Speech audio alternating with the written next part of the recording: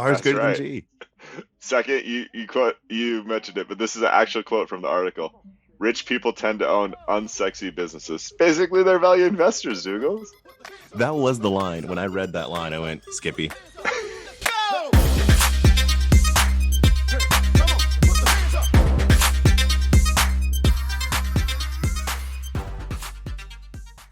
This podcast contains the arguably witty banter of two friends, Skippy and Doogles, that like to debate about investing. The content is intended to be entertaining and for informational purposes only, not investment advice. You should do your own research and consult a financial professional before using any of the information in this podcast, and especially before investing. There's blood in the streets. Blood is in the streets. Slow You clapping clap over there? over here. You clapping over there? I'm just having so much fun, man. This is great. Again, I'll do what I did last week. I'll apologize if you're not having fun, but Skippy's having fun, and I'm pretty sure Douglas is having fun. There's starting to be some deals out there. There are. It is so fascinating to watch.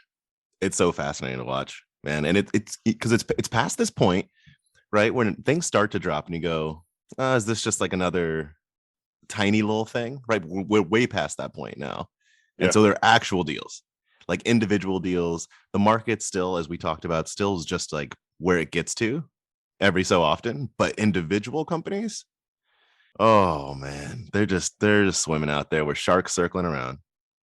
Love it. It's really fun. That was one of the highlights of my week. Another one of the highlights of my week is happening right now.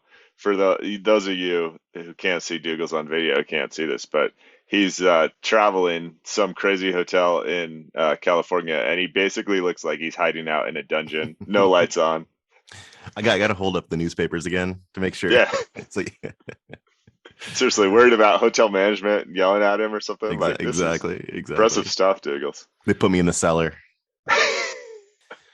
Oh, can we hop into this fishbowl situation? Please do. There's so much to cover. I read this New York Times article this week that I think is great, right? Good writing, really interesting topic. It is called "The Rich Are Not Who We Think They Are, and Happiness Is Not What We Think It Is Either." And for the first part, who the rich are, it touches on this piece called "Capitalists," or this research report, "Capitalists in the 21st Century." And what they did in this was looked at all the American taxpayers to figure out who dominated the 0.1%. So it's the question of who are the rich? And as the title says, not who you think they are. 0.1, more than 140,000 Americans earn more than $1.58 million per year. All right, so that's that group. And it's not, I mean, obviously up there are the Bezos and the Musks and whatnot, but that's not who dominates it. Yeah. I thought about you so much when I was reading this, because it's talking, you're always talking about you're investing in a bunch of heap of garbage burning, in the streets. And these are not sexy businesses at all. So they're owners of quote unquote regional businesses like auto dealerships, beverage distributors, right? And what is a beverage distributor is the question of the article, basically. But I found that to be really interesting. I'll pause so you can react and then throw a couple more things out there. It's a really good article. There's a couple of books that I keep in my library with like multiple copies at all times. One that relates to this line of thought is called Happy Money by Elizabeth Dunn. If you haven't read it, you should. And if you want a free copy, shoot me an email and I might have one for you. It's such good stuff. So the quotes that jumped off the page with this specific article, but it all ties together to the other research that I'm just fascinated with as it relates to who is happy and who is successful by this definition of success. I put that in quotes because there's a lot of factors at play there. But so first quote, salaries don't make people rich nearly as much as equity does. If you're listening to the Skippy and Doogles podcast, you already know that, right? R is greater than G, man. R is greater than G. Second, you mentioned it, but this is an actual quote from the article. Rich people tend to own unsexy businesses. Basically, they're value investors, Douglas. That was the line. When I read that line, I went, Skippy. All right, let me move on. So the first part of the article is kind of like, who are those people? What do we know about them? What takeaways are that? The second and third part of the article shift gears slightly. Here's the next quote I'd highlight. Many of us work far too hard at jobs with people we don't like, and that is not a likely path to happiness. A doctor and an economist, and Alan Brunson, found that work is the second most miserable activity of all the 40 activities studied, and only being sick in bed makes people less happy than working when you're in one of those miserable jobs, I add parenthetically. Yeah, and there's a one of the things I liked about this is toward the end, it was like, this is obvious stuff. But I think there was maybe even a question in there that said, do you need a scientist to tell you to tell you these things? But that's like typically actually how things are, right? That the stuff that you need to do in life, the stuff that makes you happy is not hard to know. It's just hard for people to execute. Yeah. Like even similarly, like we talk about in investing, it's really, really, really, really, really, really hard to beat the market. So if you are whatever, 98% of investors, just buy the market, forget that you even invested, and like go home. Like it's easy. We all know it. Really hard for people to do. Right. Mm-hmm. I think that this is super similar from the happiness train. Like the things that they said are the tops that make people happy. It's like sex.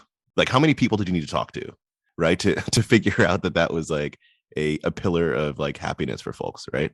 But sometimes it's a getting the data behind it, I think, is like helpful for folks to kind of know. Is own equities. 2 is maybe don't overlook unsexy businesses. 3 is if you're totally miserable at work, consider alternatives. And 4 might be spend a little more time in nature. They specifically talk about people that move to big cities and therefore sacrifice their ability to get outside, and how that's detrimental to your long-term happiness. Again, something we knew, Doogles, right? Pretty straightforward stuff. But gosh, if you hit those 4 checkpoints on a daily basis, life's going to be a lot better. One of the on the unsexy business train, one data point I thought was fascinating was, so it talks about building a local monopoly. That's like one of the learnings here. And according to their estimates, more than 20% of auto dealerships in America fit into that $1.58 million per year bucket. 20%. That's huge. One in five. But I did like that they said that doesn't mean like go out and try and buy an auto dealership, because these auto dealerships know they have it good. And so most likely, if you can get into that auto dealership at a good price, you're probably getting into the wrong auto dealership. You're getting into one of the 80% there. But yeah, I thought that was really interesting too. The other point, there's this data point that's been going around for quite a while with regard to when money doesn't have an impact on happiness. And so $75,000 a year, what it says is like that data point. And so that seems to be debunked, but there is diminishing returns. It says you need to keep doubling your income to get the same happiness boost after that point in time. You know, I'm such a money happiness nerd, if that's a actual thing, that I read all these articles. And every 6 months, people go back and forth on this $75,000. I'll give a little background there. Basically, the idea is it's hard to be super happy with your life if your basic necessities aren't met. So, right, if you don't have a decent place to live, food, all the other necessities. And in most places in America, around $75,000 gets you all those things without worry. And so once you get above that, there's definitely diminishing returns. Now, how drastic those diminishing returns are gets hotly debated and changes. Very few people say that you won't probably be like slightly happier if you make $250K a year over $75,000 a year. But that correlation is not nearly as drastic as you would think. So if your basic needs are met, then it really becomes important to think about how you spend your time and how you spend your money to maximize, well, and I shouldn't even say maximize, with happiness in mind, right, Dougal? So one of the most classic things you can do is buy coffee or a beer for a friend, because the relative money that costs you is not super meaningful if you're above $75,000 a year. And what you guarantee is that you get to spend time with someone that you really care about in doing that act of spending your $10 to $20 on a coffee or a beer. Like, it's the return on investment for something like that is massive on the happiness train, right? I feel like you're trying to get free beers out of me. Absolutely. And all the listeners to the pod. Yeah, you can buying Skippy a beer. Yes. We'll have a special event called the happiness train, and it's basically the listeners can show up and buy us stuff. Everyone will be happier. Love it. Simple concepts, data backed. I think it's just like super powerful. I loved reading this article. New York Times. All right, what's in your fishbowl? Quality journalism. There's a whole bunch of stuff here, Douglas. We talked about this last week, so let me just tie up a loose end. We talked about the impact of the drawdown on from like the top 10 stocks in the S&P 500 and then the rest of the S&P 500. And we talked about how a lot of these small technology companies without a clear cash backstop have gone down more than 75%. And then the bigger names have not. So Wall Street Journal did an awesome breakdown of this piece. This was midweek, which is crazy. So at the time they did this, the stock market was down like 50, the S&P 500, I should say, was down 15-ish%. And as you know, midday Friday, for a brief time, it was down 20% from peak. So we officially entered a bear market for a short time. It rallied away from that. And listen, I should just tell the listeners, I was cheering. I was sending you text messages. Bear markets are fun. That's when the deals come out. Oh yeah, we were exchanging Snoop Dogg Crip Walk gifts. So good. Yeah, you really did an excellent job there. But back to this, right? If you look at Microsoft, Amazon, Apple, Alphabet, Meta, Tesla, Nvidia, which I still go back to that one video, that guy going, Nvidia, and Netflix. That's roughly the drawdown from those stocks is roughly half the total drawdown in the S&P 500. And if you're a total novice and you don't know how the S&P 500 is weighted, it's weighted by market capitalization, which means the impact of something like Apple or Microsoft is drastically, like many, many, many times what the impact of the smallest companies in the S&P 500 is, because those companies have $2 trillion market caps, and your other company might have a market cap of 30 million bucks. So I just thought that was interesting. Wanted to tie up a loose end there. Basically, the top half, those top 8 to 10 names, are responsible for half the total decline, and then the rest of the stuff is responsible for the other half. Mathematically makes a lot of sense given market cap weighting, but still just seems really, it's like, it just sounds weird, right? Naturally. Yeah. This market is it's fascinating. This economy and market, as we've talked about, is fascinating for a number of reasons. One of the things I'm most curious about is there's so much, like with those companies, especially like a Nvidia in there, there's a lot of PE contraction that's happening. So the price to earnings ratio had gotten out of whack across a number of companies, and now prices are coming back down, right, to start to go mean reversion a bit down towards something that's median. But earnings are not getting hit all that hard, right? They might be missing expectations because expectations were out of control. But even from an expectation standpoint, it's still something like 70% of companies are outperforming. I think last I saw, it might not be after this week's earnings. I'm not sure that sticks, but so yeah, I'm curious as to what that means for the other 490 companies, right? You didn't just name.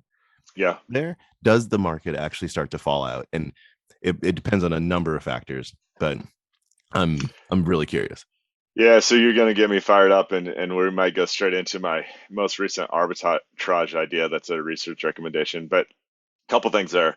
Douglas, you're totally right. What's happening, though, like with retail stocks, is not necessarily massive earnings misses. The earnings look solid. It's that the expenses look scary because of the inflationary pressures. So Target was down 25% one day this week, basically on potential cost increases, and that hit the whole retail sector. So there's some concern on more than just the earnings side of the house, right? Yeah, well, I mean, costs are a part of earnings there.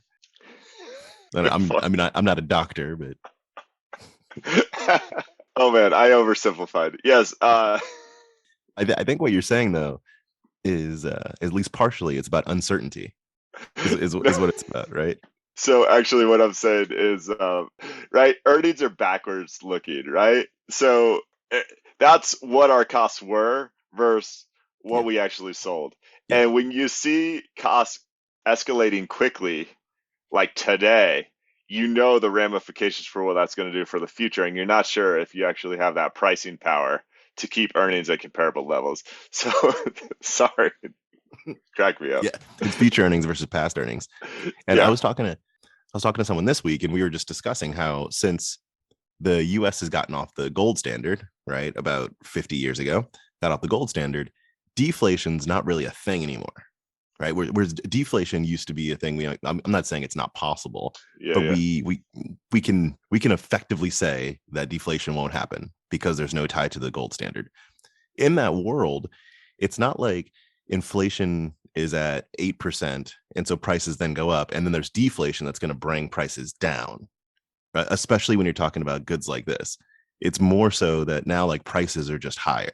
And so to your pricing power thing, like if costs are just higher, and in some cases, like with supply chains, the supply chains ease, there might be some deflationary pressure that comes on there, but across the board to the everyday consumer, I think prices are probably going to have to go up to cover some of these costs. And so there's a compounding effect, I think, that happens from if you try and pass on the prices to your consumers.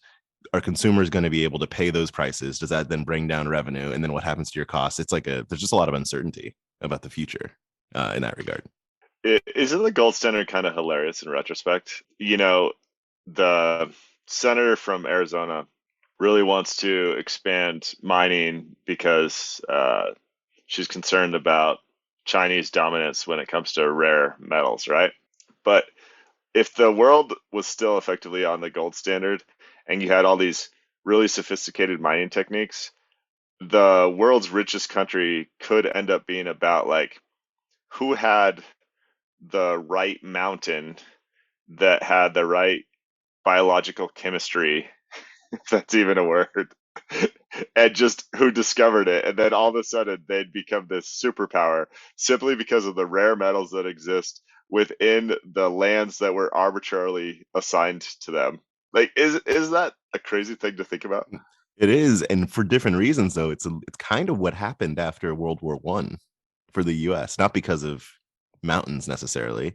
After World War I, the U.S. started amassing lots and lots of gold because we weren't like our infrastructure wasn't as damaged as other countries, like in Europe, and so we ended up being this superpower with a whole bunch of gold. Like we just had the gold. And so to your point, it's kind of like whether it was because of mountains or whatever, you just now you're a superpower because of a bunch of bars that are sitting under in a fort, right? Or under Wall Street or wherever these gold bars are. Under Wall Street, baby. Well, that's the I'll mention this now. We might do breakdown next week because I'm only halfway through, but I'm reading a book I really like right now called The Power of Crisis. Just came out this week. Way too much geopolitics and stuff for my normal presence, but it breaks down so much of what we talked about in terms of an investing hypothesis with U.S.-China relationship, the U.S.-China relationship, the fact that you can take the Charlie Munger point of view, which is they have to get along. Like it's common sense for them to get along because they're both so dependent on each other for future growth. But then it also breaks down some of the challenges there and what past administrations have done to either help or hurt that relationship. Really, really good book based on the first couple chapters. We might dive into that next week. But one of the things that book also mentioned more on the show, because I like history, Doogles, is just the locational advantage that North America and the United States has because we're far away from our typical enemies. And so that's led to economic advantages as well. We're just part of less wars simply based on the fact that we're lucky with our location. And when there are wars, again, our infrastructure isn't as damaged. Like we go to the war doesn't come to us. I think, yeah. I feel like you had this point that you were going down, and I intercepted it and took us down like a deflationary World War I gold bars. Oh no! I mean, my point is, if you read the Joel Greenblatt book, How to Be a Stock Market Genius, and I don't know if we've dropped that in the last year on the show, but it's another good book to read if you're a total stock market and investing nerd. He spends a lot of time talking about arbitrage opportunities with mergers, right? We have talked about this in a roundabout way. We've talked about Twitter a bunch, in part because Musk is unpredictable and crazy people, smart people are often unpredictable. We talked about the Twitter opportunity still, I mean, I wouldn't touch Twitter right now because Musk is unpredictable, but the purchase price was what, $54 a share, and last I looked, it was in the 30s. Like, there's some premium there, assuming he actually goes through with the deal. I think we touched on Activision and Microsoft's potential purchase, Microsoft's purchase. And guys, this is from memory, so these are research recommendations, not investing recommendations. But I think their purchase price is $95 a share, and the stock's currently in the 77 range. It's one of these things where there's some opportunities starting to pop up, and I like that because as a fundamental value investor, if you find an arbitrage opportunity with an acquisition, it can be really exciting. You can make great returns in a short amount of time. The one that's most interesting to me is Kohl's. Are you familiar with Kohl's in terms of the store, Doogles, and then in terms of the potential acquisition? It's a department store. I've bought shoes there before. That's what I know. But they've expanded some relationships. So they have a new CEO in recent years who has expanded relationships with Sephora, if I'm saying that right. You can now do your Amazon's returns there. So it's been like a boring, ugly retail business for a long time. There's nothing exciting about this business. Current price to cash flows are like in the threes. I mean, it's just beaten down. No one is excited about the prospects of Kohl's long term. But a few months back, they got an acquisition, an unsolicited acquisition offer, somewhere between $64 and $70 a share. So we'll just call it mid 60s, right? Current is $39 a share, and the current management has said that the previous offer and in the mid 60s was too low, and that they're open to a potential acquisition. So they've gone out to the market to accept bids. Now, the management says bids is due in the next couple weeks, and they've been very excited at the entrance and about the interest in potentially acquiring the company. I'm trying to find the actual quote here, just so. CEO Michelle Gass added that the retailer is pleased with the level of interest. So you currently trade for $39 a share. You have an offer at more than $64 a share, which you've deemed as too low, and you're pleased with the level of interest. I'll go into the bear case in a second, but to me, the bull case is like, there's a pretty decent delta there for a company that consistently makes money and is about as unsexy as it gets. Acquisitions are never guaranteed, but what am I missing here? Well, you said you had some items on the bear case, so that's that's probably that. Do you before that taking arbitrage opportunities in general, is that something that you have done on any real frequency? Yeah, I have done it. Not in the past 2 or 3 years because the stock market has been so highly valued that there's just not any opportunities out here. But this is one of the things that I'm starting to see in the last few months that has me excited because this is a good thing. So buying the dirt cheap, unsexy businesses that I frequently buy, those are often acquisition targets because other people start to do the math. They check the spreadsheets, as we say, and they go, oh my goodness, like this is, their assets are worth this, or my return on this is great. So that's when you can see consolidation within industry players. And I do like to play in this space. Yeah, it's not a thing that I play around in, so I find your analysis of it to be interesting. The bear case, I'll give you the too long didn't read case. It's oh gosh, have you seen what has happened to retail stocks recently? Like Target's down 25%. Look what's happened to Walmart. Kohl's isn't nearly as strong as any of those. I know they had an offer at 60. The world has changed in the past 3 months. Like that offer is not valid anymore. And effectively, too long didn't read. The management is outright lying to us. Like I know they're saying that they have great interest and a lot of people want to buy the firm, but that's just complete BS. So listen, that may be true. That just seems highly unlikely to me. I don't know how the business is currently worth $39 a share. It just doesn't make sense. So I'll do some more research. I'll do some more digging. But that had me excited this week because it seems like a pretty low risk bet. this gets back to the point around how fascinating things just are right now. Like, because what, to your point, things have been so highly valued in the past. And with that, those high valuations also comes, I'm going to use this word from like a perception of the market standpoint, not from a real standpoint, but comes certainty. Like things are just going to go up and to the right. Right. And so, but in these times that are less certain, and you were talking about not being able to have a lot of certainty around future costs as like one example, and so therefore future earnings. And when that happens, then I suspect that that's when opportunities like this become more prominent because things are just more doubtful. You're like, I don't know what's going to happen, right, with this thing. And so therefore, I'm not going to bet that the Twitter deal will go through. I'm not going to bet that the Coles thing will happen. I'm not going to bet ... And so then there's more upside if they do, but you're also dealing with the risk. So I've been following all these potential acquisitions because they're interesting. And what happened in the market with Activision this week is basically nothing. And that makes sense to me because the value of that company is fixed. Microsoft said, we're willing to pay this much. And then there's some uncertainty with if the government will allow that acquisition to take place. So that's why it's not at the current. That makes perfect sense. What happened to Kohl's this week is, I'm just getting the real numbers here, it's trading at $48 a share on Wednesday.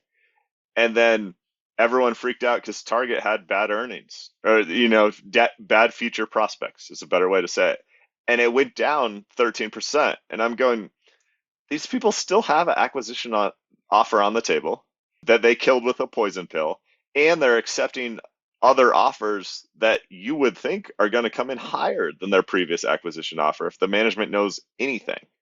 So I just don't understand how the stock goes down 13%. It seems irrational to me. It's all irrational. Can I dip into the fishbowl for some further irrationality talk? Please. All right. So I'm going to go off that people are irrational, and even the market, according to the title of this piece. So there's this piece at youngmoney.co. The market is wrong, bro, is the title of the piece. Overall, it hits on a lot of points we've talked about before. It does it in a humorous and I would say easily digestible way. And I'm going to hit on a couple of the points it brings up. So one is, at a high level, it's saying that when things are up and to the right, and by things, I mean when an investment that you are making or a bet that you're making is up and to the right, you go, I had an investment thesis, it's up and to the right, my thesis is right. And then when it goes down, you scream manipulation, terror, and why is the market against me? Quote from this: money has a powerful impact on our psyches. When a stock goes up after we buy it, we assume that it went up because of our investment thesis, right? That's the exact point.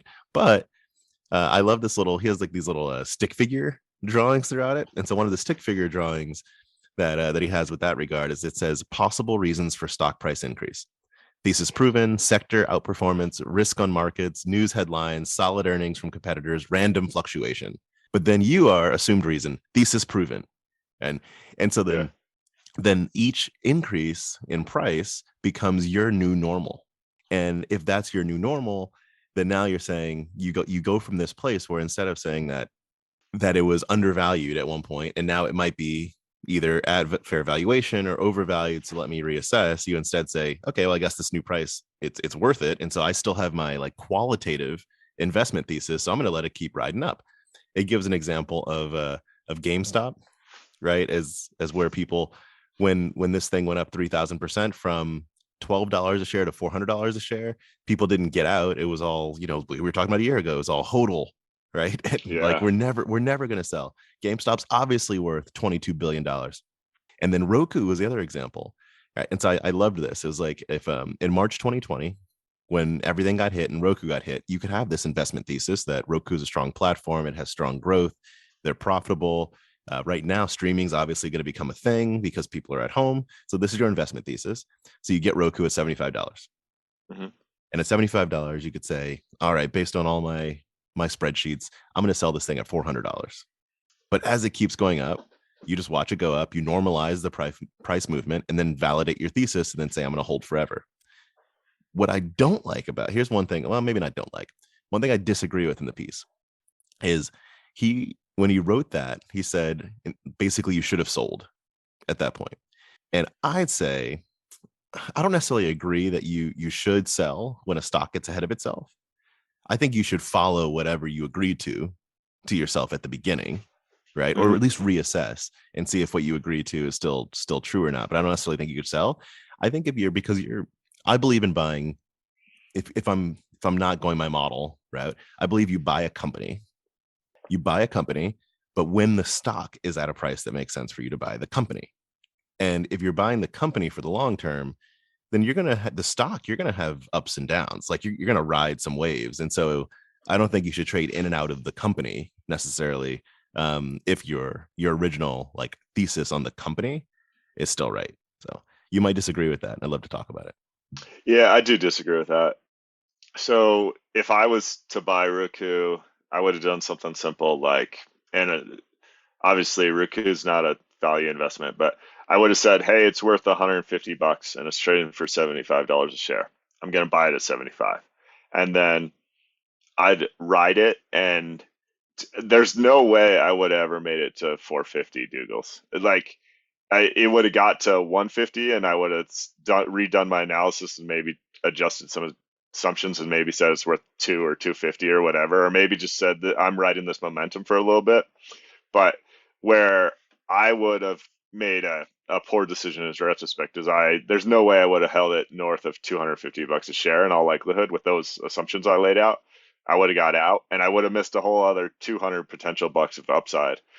But I do think that, well, just my general philosophy is I buy things that I think are undervalued and I sell them when I think they reach fair value. Yeah, and I think that's part of the difference. Even I'm going to bring up Chamath, going back for a second too. Oh, something yes. you hate there, because you buy. I'm gonna go exclusively. I'm gonna pigeonhole you. Okay, for a second. You like exclusively buy stocks. You don't buy companies. What? No, that's a total lie. I buy ownership in a company. What are you talking about? Well, because the reason I state that, and I'm playing with words here a little bit. The reason I state that is because when I talk about buying a company, I'm saying like you believe in what management's doing, you believe in their business strategy, you believe in like future growth prospects and their ability to look at competition. Like that's, to me, that's buying a company. And I buy stocks that I think a chimpanzee could manage and they'd still make money. Exactly. So you're not, that's my view. That's buying the stock, not the company. But that doesn't always mean that there's actually a chimpanzee managing the company. A lot of times I get great management teams, and that's a bonus. I just want this safety net that's so strong that I don't need a superstar CEO. You can pigeonhole me like that if you want. I'm not saying that's a bad thing by any means, but I just think it's a difference, because that gets back to the Roku thing, right? In my view, is if you're saying that Roku can outmanage the competition, Roku has strong man, like if that's where you come from, and because of all that, I'm going to find a good price to get in, and then I'm going to believe in Roku. That's different than if you even just take Roku out of it. Like you could not know the name of the company necessarily and look at the spreadsheets and decide to buy a stock. But hold on. So let's do a real live example of that. You remember the 19-year-old guy that invested his life savings in Tesla in 2018? Yep. Okay, so I pulled up a stock chart, and so it was, I don't know, roughly $60 a share maybe at that time. And then in 2020, when it was at in the 300s above, he's on all these articles like, look at this genius. And he kept being like, I'm never going to sell. I'm never going to sell. I love Musk. I love the product. I love everything. That's all great. Are you saying that, because I think you agree with me that at its peak anyway, which was $1,200 a share, Tesla was over its skis in terms of valuation, right? You're not going to fight that, are you?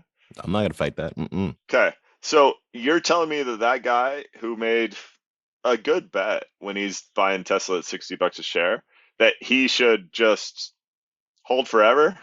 He should wait for it to go from $1,200 a share. It's going all the way back to $300 a share or less, in my opinion. I think it depends on why he bought the thing in the first place, is what I would say. But I'm telling you, he's like, I love the product. I love Musk. I love everything. But I'm just saying you can't completely disconnect from fundamental value of the thing, because otherwise you could. I mean, you could. Well, you could. Amazon goes public. I'm going to use like the extreme example because I know this doesn't happen every day. It doesn't even happen every century.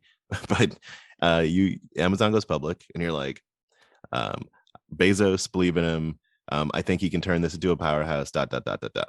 You ride that thing up, whatever it went up 700% or whatever the heck it went up. You ride it back down 90%, and then you ride it back up. Yeah. Okay. 26,000%.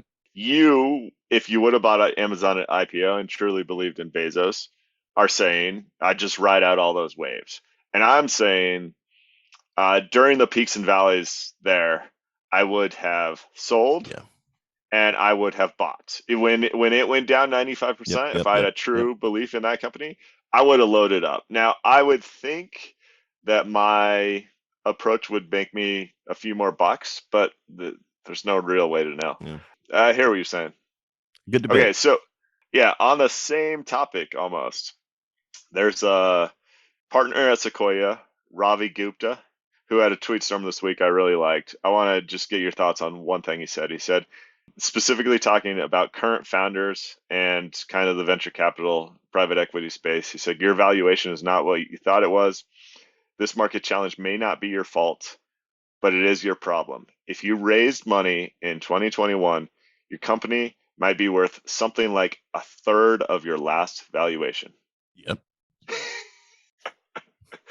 Think about take a pause. You probably get it immediately, Doogles, but take a pause. You're over there working so hard, raising money, growing your staff from 10 people to 20 people to 100 people to 500 people, right? Everything looks good for your startup. You're the new hot thing in Silicon Valley, and you just raised it a value of $100 million, let's say. And now, because of external market forces, your company's not worth nearly what it used to be. You're thinking about layoffs, you're extending your burn rate or cutting your burn rate to extend your company's life. You're trying to get to profitability faster, if at all possible. It's a crazy time. It's a completely different mental model. I mean, you're right. But it's important. I mean, public market and private market, it's important to understand there's a difference between what people are currently valuing you at and the value of your company. You've said versions of that many, many, many times. Someone can tell you that your water is worth $10. You should know if it's actually worth $3.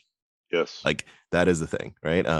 And with startups especially, I mean, you're selling the future. You're not selling the present, you're selling the future. And that's one reason potentially why you're not on the public market, right? And so these are the times where you go, okay, well, it's time to hunker down and earn that last valuation. And hopefully you don't need to raise money. If you're at a point where your valuation is going to be cut by a third, hopefully you don't need to raise money and you've been responsible to date. Now, that hopefully has a whole bunch of Swiss cheese holes in it, I think, and for the most part. But I can get where to go back to the Bill Gurley quote or tweet that we had, a couple weeks ago. This is going to shock a whole bunch of people. Yeah. If you write it out, though, well, the other thing you don't know is how long this downturn lasts. The Wall Street Journal had an awesome piece this week.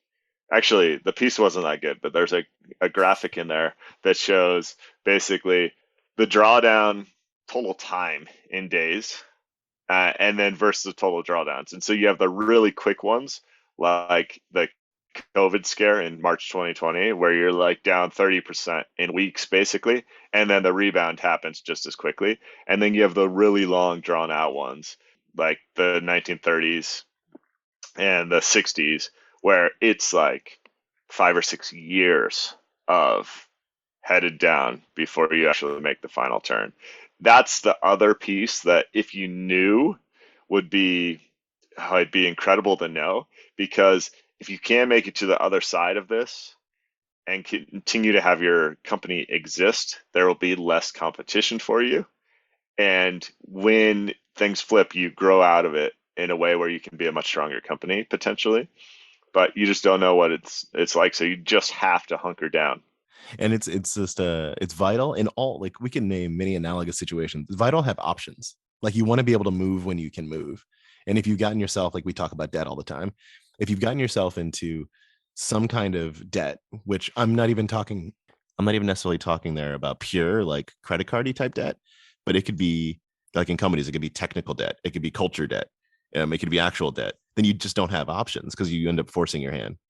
And I think in situations like this, if you have gotten yourself into a position where you now have to bring in money, and because of the situation, that money has to be at a third of your last value, it's that becomes really rough, right? But it's planning for the future, man. Whew, man, it's going to be a thing. You're right, though. How long could it possibly be? And also, how long will it be for your specific sector, which might be very different than the overall market? Yep.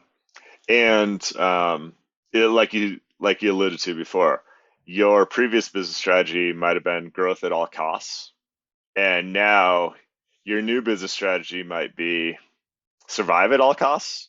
Yep. And that could completely change the course of the decisions you make in 2022 and beyond. And it might make the decisions that you were making as little as 2 months ago look stupid and almost be a waste of money. Hindsight, man. Yeah. But to be honest, though, my hindsight is not 2020.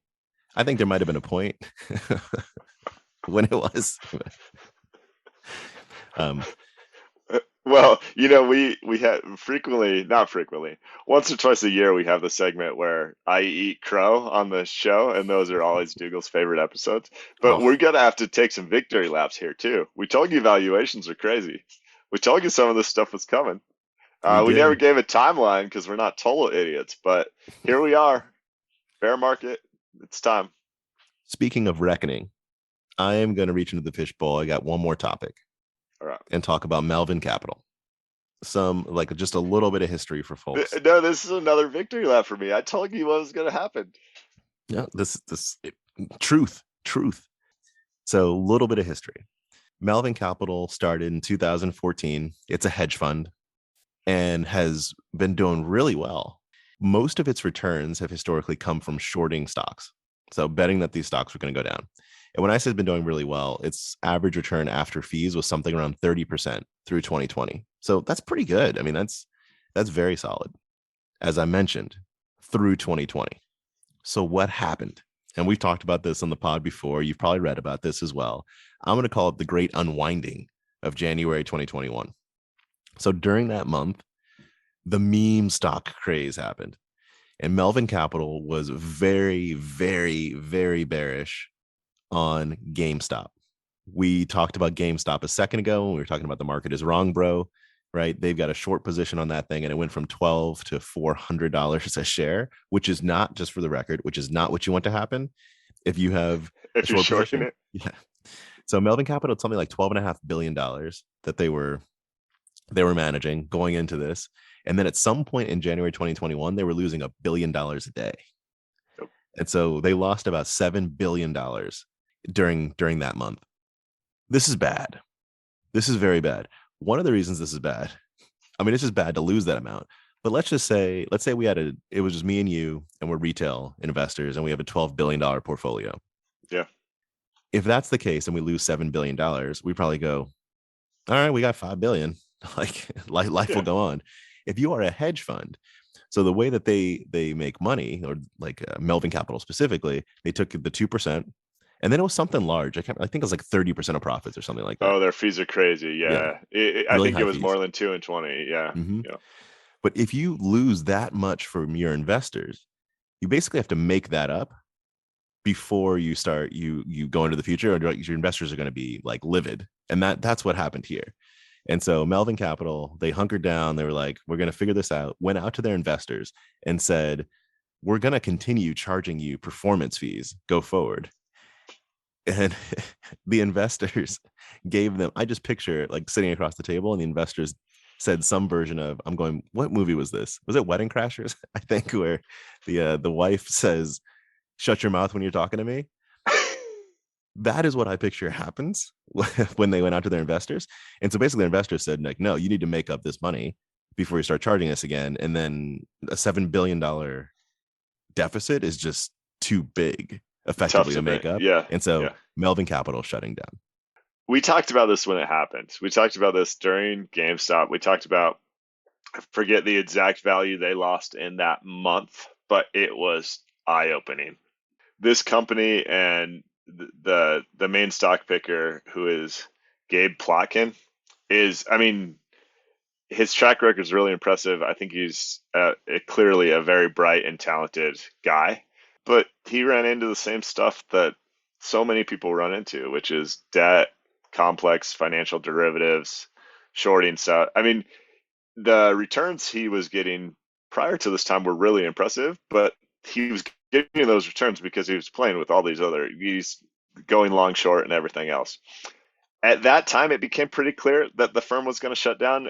From my perspective, Douglas, and the reason for that is you just think about your historical track record, right? When you go out and try and find new clients, even if they turn it around and make 3 billion of the 7 billion they lost back, when you put the 10-year chart up there that says our performance versus the S&P, it's not going to look very good.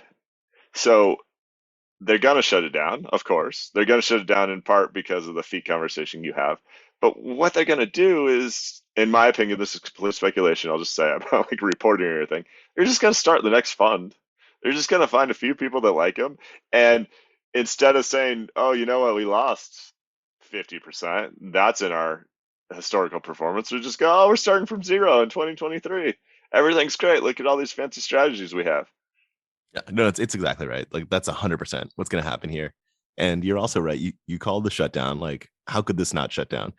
To be honest, this was kind of like when I first saw this headline, it was a little bit like when you see a headline of an article and it's something like Milton Berle, would be like 150 years old or something like that, right? Like Milton Berle dies, right? Or whatever. I'm just naming like an old famous person. And you're like, some old guy dies. Yeah. You're like, they were still alive?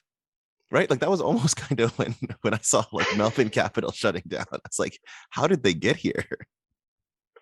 Yeah.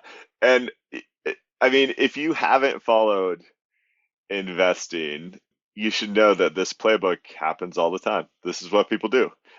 This guy, if I remember correctly from the previous article, was like, he was doing so well previously, he was thinking about buying a sports franchise, Now, I'm sure he's not buying a sports franchise in the next 2 years, but I'm sure he's doing just fine. Like the people that pay for these wild bets are never, goes back to where are all the customers' yachts, right? Like Yep. He's going to do just fine. He's going to start a new fund.